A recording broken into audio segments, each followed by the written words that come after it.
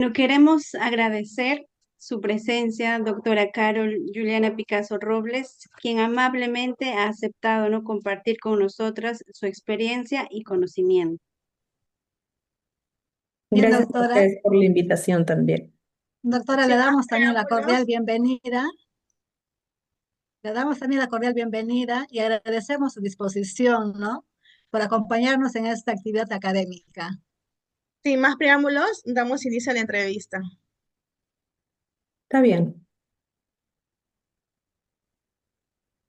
Bueno, doctora, la primera pregunta sería, ¿qué papel cumple la observación dentro del trabajo diario de un psicólogo clínico? Bueno, la observación dentro de nuestro trabajo diario es una de las herramientas más poderosas que tenemos, ¿no? Como profesionales. Nosotros somos profesionales que vamos a interactuar con seres humanos, con personas a diario y en cualquiera de los ámbitos. Entonces, la observación no se trata solo de mirar, no, nada más, sino de ver entre líneas lo que la otra persona también nos quiere decir, lo que su cuerpo nos quiere decir, el lenguaje no verbal, el tono de voz, el volumen de la voz, incluso los silencios también, ¿no? Muchas veces en el mismo proceso de la entrevista, un gesto, una mirada, significa algo, ¿no? Entonces, eso es un rol muy importante que nosotros logramos a través de la observación. Día a día es algo que veo en consulta, ¿no? Yo trabajo como terapeuta con niños, adolescentes, familias, ¿no? Y es algo que uno puede percibirlo. El lenguaje no verbal, pues, nos dice mucho más de lo que nosotros podemos escuchar, ¿no? Entonces, la observación es una herramienta fundamental, muy importante. Nos cuenta o nos da una información paralela a lo que nosotros vamos escuchando de la información verbal también, ¿no? Expresa también muchas emociones, o sea, sin que nos demos cuenta, incluso todo lo que nosotros podemos, aparte de lo que escuchamos de forma verbal, lo que nosotros observamos, nos da mucho input sobre el mundo emocional de la persona. Es como si Ujú. tuviéramos una visión más integral de lo que está pasando cuando nosotros utilizamos la observación dentro de los procesos de entrevista. Ok, doctora. Ujú. Doctora, ¿nos podría compartir alguna experiencia en la que la observación haya sido clave para comprender mejor a un paciente o alguna situación clínica? Claro, mira.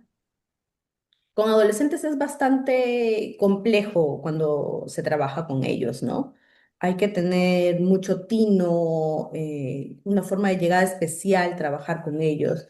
Y no me ha pasado una sola vez, me ha pasado varias veces que el adolescente te dice una cosa verbalmente, pero su cuerpo te dice otra, ¿no?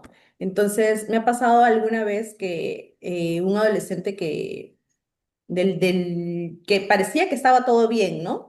Llegaba a mí por problemas de sueño, había dejado dormir, no quería ir al colegio, pero supuestamente en la dinámica de la casa lo que ocurría, no quería ir al colegio porque estaba cansado, porque no dormía en las noches, ¿no? Ese era por lo que llegaba. Sin embargo, nosotros empezamos a conversar, a hablar, no mostraba resistencia aparente, pero cada vez que hablábamos del colegio, había alguna expresión corporal como que decía, ya, quiero salir de este tema, ¿no?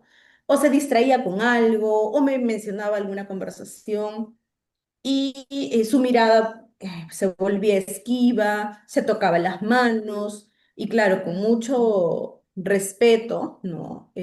Observé eso y le pregunté si quería conversar un poco más sobre el tema, esperando, claro, que esté preparado, que pueda tener la apertura también. Poco a poco pudimos empezar a conversar, ¿no? Con mucha delicadeza, porque los adolescentes hay que trabajar con mucha empatía con ellos, ¿no? Y finalmente, cuando pudo conversar, estaba viviendo una situación difícil en la escuela, una situación de bullying. Y justamente esta situación y repensar en esta situación era finalmente lo que le impedía dormir.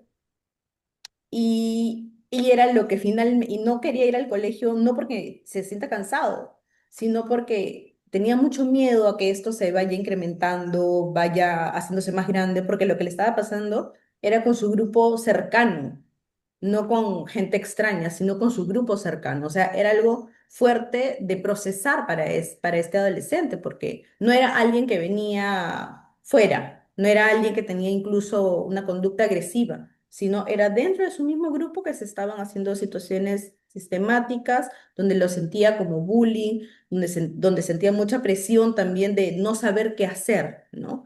Y finalmente la situación crítica era lo que estaba pasando en la escuela. Mira que me ha pasado esto también con chicos cuando están en procesos de separación sus papás. Todo está bien, todo está bien, todo está bien. Y cuando empezamos, cuando tú te das cuenta de su conducta no verbal, de el tono de voz que utilizan, entonces nos dice aquí.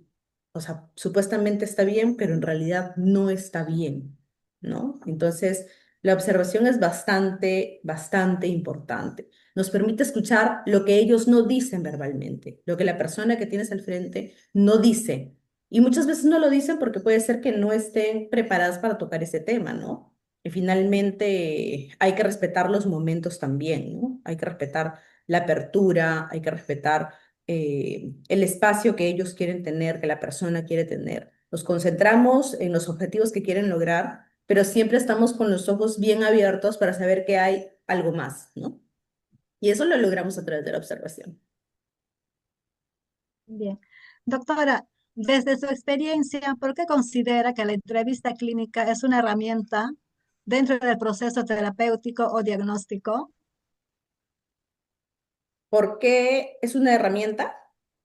Sí, dice, desde su experiencia, ¿por qué considera que la entrevista clínica es una herramienta dentro del proceso terapéutico o diagnóstico?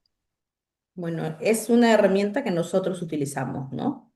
Y definitivamente es una herramienta importante dentro de cualquier proceso terapéutico, o sea, la entrevista va a ser útil. Es el primer momento en el que nosotros empezamos a construir, ¿no? La relación, el vínculo con la persona que tenemos al frente. Finalmente, también, o sea, la entrevista es un espacio, ¿no? Es como si sintiéramos un espacio físico donde la persona, es el momento donde la persona empieza a sentirse escuchado, comprendido, y es la puerta en que nosotros vamos a utilizar para conocer la historia de la historia que la persona quiere traer y poner sobre la mesa, ¿no? A pesar de que podemos verla como, finalmente la entrevista clínica como una herramienta para recabar información, ¿verdad? Para levantar información. Desde mi práctica, no solo es eso, o sea, desde mi práctica, la entrevista también es una experiencia relacional con la persona. Somos un ser humano frente a otro ser humano, ¿no? Entonces, de esta manera, las preguntas que nosotros utilizamos, cómo miramos, cómo sostenemos las pausas, los silencios, el tono de voz que utilizamos, ¿no? Todo forma parte de lo que nosotros vamos a poner en práctica para generar la confianza, la seguridad, para establecer el vínculo con la persona, porque si no establecemos confianza, no podemos generar ningún vínculo y el trabajo terapéutico pues finalmente se cae, ¿no? Es en la entrevista donde nosotros no solo nos permitimos o nos abrimos las puertas para conocer la historia de la persona, sino también abrimos las puertas para conectar con la persona en diferentes ámbitos, ¿no? O sea, como me pasa incluso cuando trabajo con familias, ¿no? Cuando trabajamos con familias es muy importante el manejo de la entrevista, ¿no? Finalmente, incluso cuando trabajamos con parejas, tienes que tener cierto manejo para que no se convierta en una batalla campal, ¿no? Pero ya es el manejo que uno utiliza. La entrevista nos permite conocer la historia de la persona, pero también nos permite conectar con la persona. ¿Por qué? Y en realidad, ¿por qué? Porque nosotros acompañamos a esta persona para que alcance los objetivos que quiere lograr. Doctora, para usted, ¿qué habilidades considera indispensable para poder realizar una entrevista clínica efectiva y poder generar confianza en el paciente? Mira, podríamos decir las clásicas y las básicas, ¿no? Como la escucha activa, ¿verdad? La empatía, que nos va a permitir desarrollar esta entrevista sin juicios, con mucho respeto, ser flexibles también, porque nosotros, o sea, si bien es cierto, aprendemos a realizar una entrevista, ¿no? Ustedes en psicología clínica también, ¿verdad? Pero tenemos que tener cierta flexibilidad para adaptarnos al ritmo de la persona. O sea, nuestra entrevista tiene que también adaptarse a la persona, a los momentos en que, cuando al inicio les estaba hablando y les decía que hay que ser respetuosos, ¿verdad? Con los momentos y los espacios, ¿no? Entonces, yo creo que la flexibilidad es una habilidad bastante importante, ¿no? Los silencios, saber en qué momento nosotros necesitamos ahondar más. Por ejemplo, me ha sucedido también que, o sea, como parte de estas habilidades implica la observación, muy importante, pero una observación bastante integral, ¿no? Me ha pasado un caso donde llegaba a mí porque ya era una consultante, es más, ya era consultante, su hija también era consultante mío. Y llegaba porque estaban pasando una situación media crítica donde esta persona había entrado como en conflictos con la hija y quería que ayude en su proceso, pero entre conocer por qué estaba pasando esto con la hija, estas situaciones de discusiones, críticas en la relación con la hija, me empieza a decir que estaba teniendo algunas como lagunas, ¿no? Pero mientras yo ya conocía a esta persona, ojo, ya habíamos tenido un proceso por justamente el fallecimiento de su esposo, ya la conocía. Pero en esta sesión que yo no la había visto después de un año, año y medio, y venía por lo de la hija, yo notaba en su conducta algo singular, o sea, no era la misma persona. Ya no solo asumía que era un proceso por la pérdida de su esposo, sino había algo más. Y entre lo que estábamos hablando, y me decía lo de las lagunas, se perdía en la conversación conmigo. O sea, empezamos a hablar y se perdía en la conversación, o perdía palabras, o sea, intentaba contarme algo, y ¿cómo se llama esto? Entonces, y se le iba la palabra, ¿no? O sea, y no trataba como que de buscarla y no encontraba la palabra. Entonces ya eran como que yo iba sumando las cosas y le digo, hagamos algo, mire, escribe acá, estamos así. Y la letra era una letra distorsionada también. Entonces, y yo le dije, mira, a ti te está pasando algo más. Y creo que tú lo sabes, ¿verdad? Y ahí me empezó a decir que efectivamente estas lagunas no era de ahora, que ya venía meses con estas lagunas, que también tenía momentos en donde perdía la estabilidad corporal, ¿no? Que le costaba mucho mantener esa estabilidad, que efectivamente hay momentos en donde se les van las palabras, ¿no? Y que no tenía fuerza motora, que es algo que también se había dado cuenta, ¿no? Y yo le digo, sí, lo estoy viendo en lo que estás escribiendo, ¿no? Y tuve que ser directa y decirle, mira, necesitas decirle a tu hija lo que está pasando. O sea, necesitas realmente contarle y necesitas una evaluación neurológica. O sea, esto no es una situación por un conflicto entre ustedes. A ti te está pasando algo. Bueno, y lamentablemente esta observación clínica, cuando igual tuve que informar a la hija porque era una situación bastante obvia en mi experiencia, ¿no? Y tuve que pedirle que vayan a hacer una evaluación neurológica. Es más, ya habían pasado una evaluación neurológica. Y en la evaluación neurológica supuestamente estaba deprimida. Sus lagunas eran porque estaba deprimida. Entonces, con esta entrevista yo le digo, no, vuelve a pasar por la neuróloga y dile que tu terapeuta ha hecho algunas observaciones y que asocien, que tengan evaluaciones auxiliares, que te hagan evaluaciones. Regresan a a la neuróloga y luego me llamaron a decirme, Carol, tenías razón, tenía un tumor en el cerebro y tenía cáncer. Entonces, una de las habilidades que creo que es más importante es la observación, como ustedes estaban preguntando al inicio. Nuestra observación nos da la habilidad de hacer una sinergia entre todo lo que vemos y entre todo lo que escuchamos. O sea, es como si encajáramos ciertos elementos de un rompecabezas que nos hace tener una visión completa, panorámica de la historia de la persona y de lo que está trayendo en ese momento. También otra cosa que yo en mi experiencia siento que es una habilidad muy, muy importante es ser auténticos, es una presencia genuina, o sea, real con la persona, ¿no? Los consultantes perciben cuando nosotros estamos atentos, perciben cuando nosotros estamos interesados, cuando les estamos prestando atención. O sea, recuerden que muchas veces las personas llegan a consulta ya habiendo intentado muchas cosas para darle solución a lo que traen, ¿no? Ya habiendo conversado con amigos, algunas personas tienen mucha fe, tienen un guía espiritual o tienen un coach incluso también, ¿verdad? O sea, ya vienen haciendo intentos, ¿no?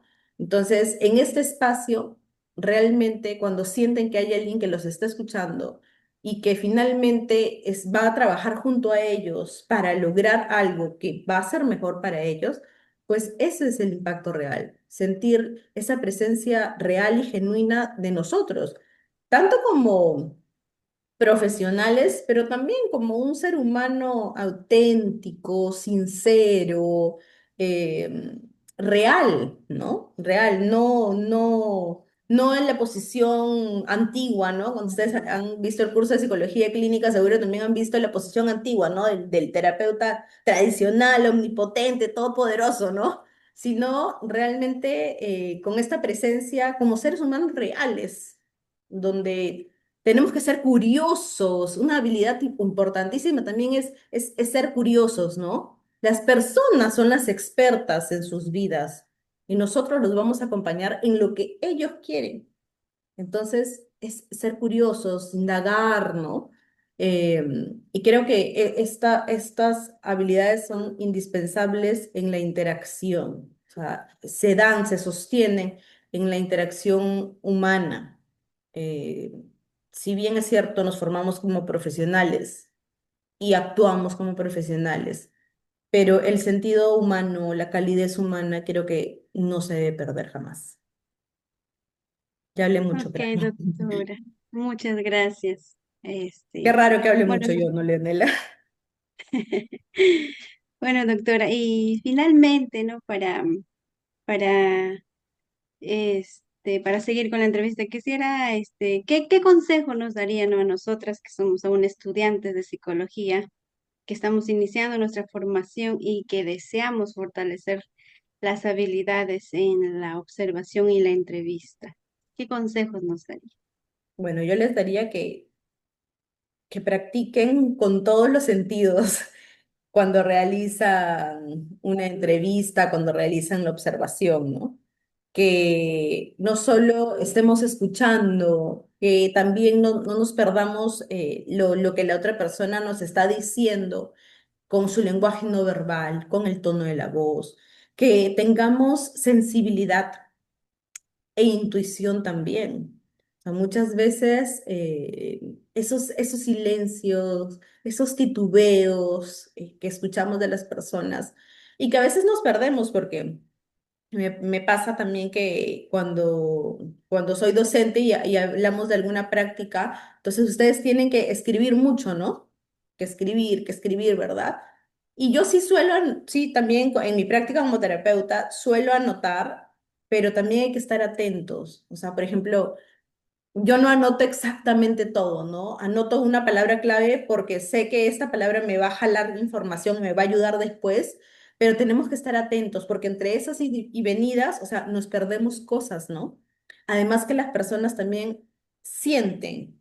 Entonces, ese contacto visual eh, nos da o genera la construcción de esa sensibilidad como seres humanos. Yo siempre digo que hemos elegido una carrera hermosa pero aparte de ser hermosa, es una carrera bastante demandante. Nosotros tenemos que ir adaptándonos y creo que un consejo también para ustedes es que justamente tengan toda la información, toda la teoría, conozcan, porque en psicología nunca se detiene, siempre avanzamos, avanzamos y hay más cosas por leer, por conocer, pero siempre tengan esa capacidad para adaptarlo a la persona que tienen al frente. La teoría es teoría, son conocimientos, ustedes los pueden leer, aprender, ¿verdad? Pero finalmente esa calidez humana, esa humildad de no sentirnos que sabemos todo, porque recuerden eso, la persona es la experta en su vida y nosotros tenemos que aprender ello también. Nosotros no damos consejos, construimos una relación con la persona para acompañarla en su proceso. Entonces, aprendamos a tener calma interna, chicas. Calma interna, porque a veces en una entrevista nosotros estamos interpretando, ¿no? Como todo, como siempre nos dicen, ay, Ana, me estás analizando, ¿no? Y en realidad lo que necesitamos es tener calma interna para aprender a estar presentes en esta presencia genuina que les decía, para estar tranquilos y también atentos, ¿no? Y solo así vamos a poder escuchar más, escuchar entre líneas, como les decía, ¿no? No hay que apresurarnos realmente, no hay que asumir cosas porque lo hemos aprendido de una forma. Ustedes se van a dar cuenta que cuando van avanzando hay muchas situaciones que se pueden interpretar de diferentes formas en diferentes autores, en diferentes teorías. Entonces, no hay que apresurarnos tanto, hay que aprender a tener calma, a estar tranquilos, a aprovechar el proceso de descubrir, o sea, no solo a entender, sino a aprovechar todo ese proceso. Toda esa entrevista es un proceso que nos va a permitir descubrir cosas, pero la vamos a hacer si nosotros mantenemos todas las habilidades puestas en práctica, si no nos apresuramos, si no tratamos de interpretar y de sacar conjeturas, sino que si nos tomamos la calma para ir analizando y disfrutando finalmente del proceso de conocer a la otra persona. La entrevista nos permite conocer, pero no hay que olvidar que nos permite también establecer esa conexión humana con la persona que tienen al frente. Doctora, muchas gracias por las palabras. Bueno, a nombre de nuestro grupo, le damos muchas gracias por su tiempo, por esta enriquecedora entrevista que nos ha brindado y nada, muy agradecida por este tiempo que nos ha brindado. Gracias a ustedes también por la posibilidad, gracias por la invitación. Espero que les sirva esta entrevista y que finalmente puedan tener la visión de cómo es la experiencia, ¿no? Tenemos, como les dije, han elegido una profesión hermosa, realmente hermosa, en cualquiera de los ámbitos. Trabajamos personas entre personas y frente a personas. Entonces, siempre digo que es importante desarrollar nuestros conocimientos, pero también es muy importante desarrollar las habilidades de cómo poner en práctica esos conocimientos. Gracias, doctora. Sin duda sus palabras a nosotros como alumnas y futuras psicólogas nos motivan mucho. Muchas gracias por brindarme un poco de su tiempo, de verdad, que han pasado 2 años que no la veía ¿De y que verdad? no la escuchaba hablar tanto. Qué lindo. Muchas gracias de verdad por este gran apoyo a nosotros como grupo. Está bien, chicas, que les vaya lindo en su curso. Sí, Gracias, doctora, profesor. Muchas Hasta muchas gracias. luego. gracias por Muchas haber gracias. compartido su experiencia con Ah, nosotros. Gracias, doctora. gracias a ustedes.